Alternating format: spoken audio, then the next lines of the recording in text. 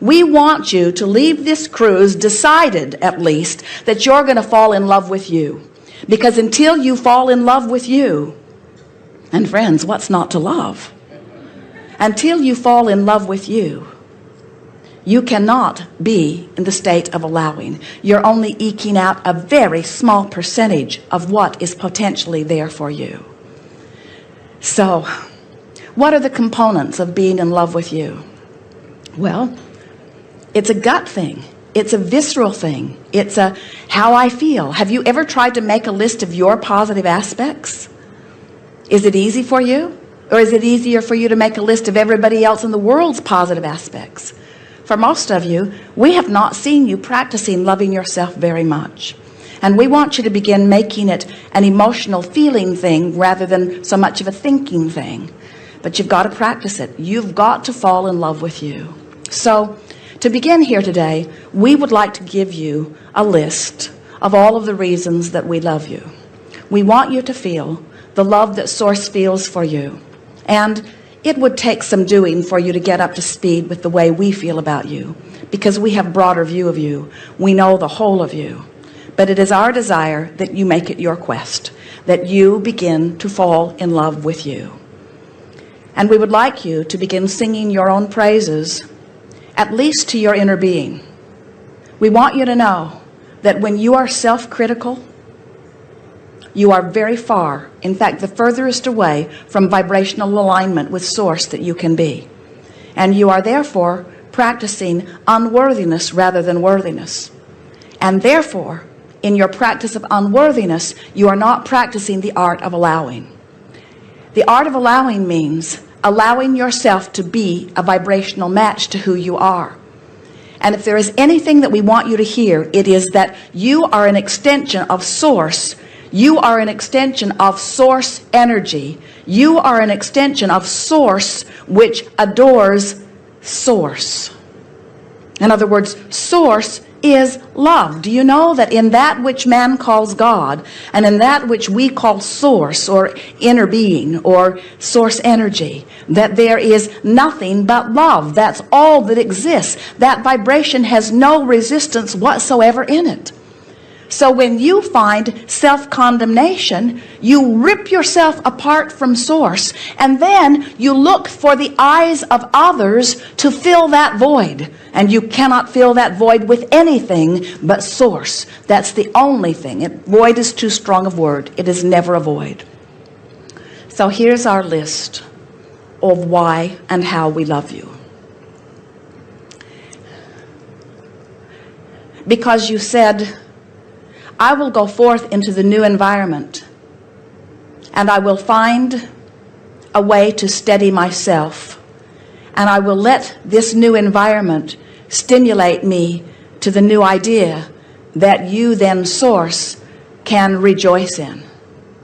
We love you for that, because you, pioneers out here on the leading edge, are responsible for taking thought beyond that which it could be otherwise. So you, the part of us that is you, are responsible for keeping the eternalness in eternity. That's a big reason, don't you think?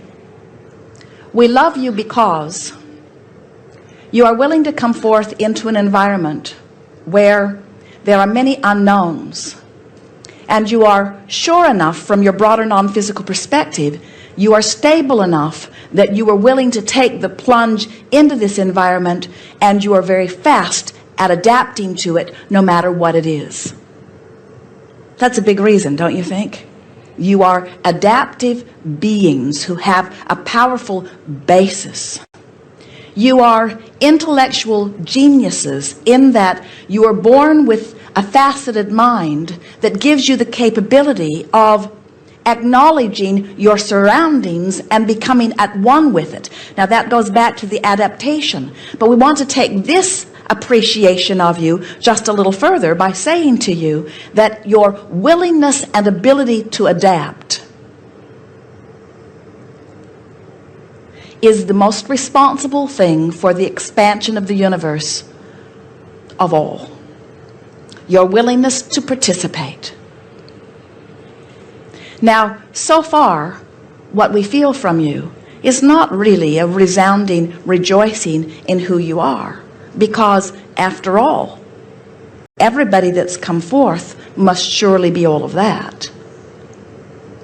So, am I the individual that is me here in this body? I am not so special then, am I? Because all that have come forth have come forth for all of that.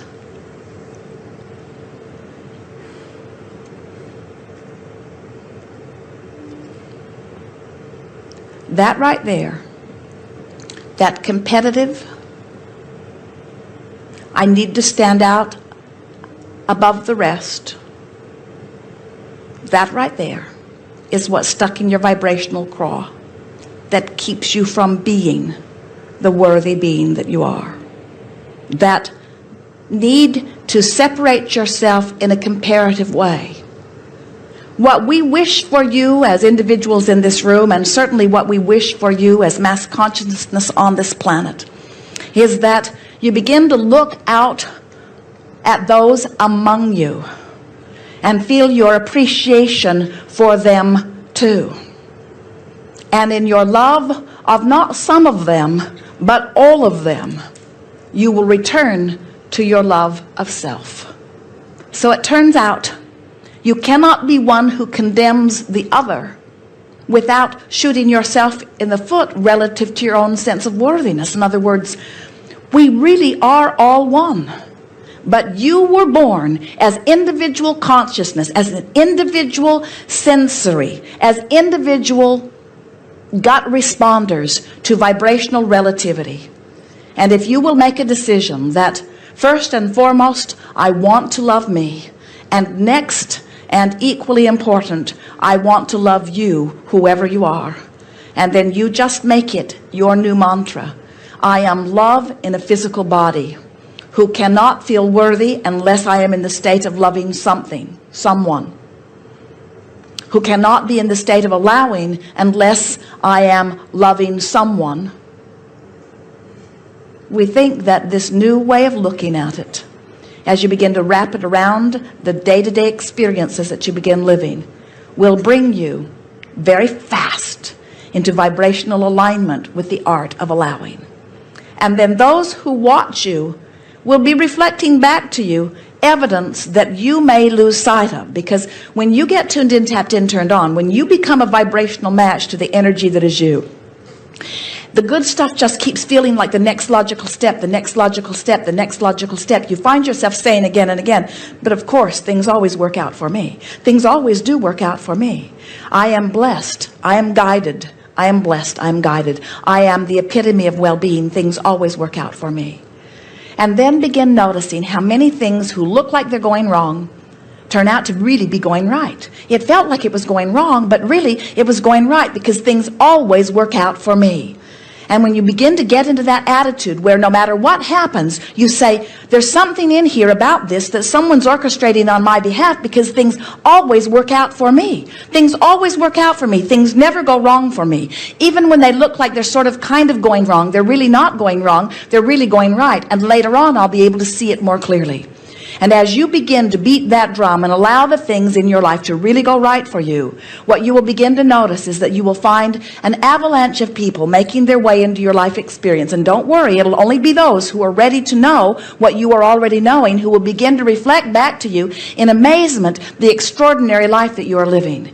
And you may find yourself surprised when you say, oh, I'd sort of forgotten. I thought everyone was sort of living this sort of life.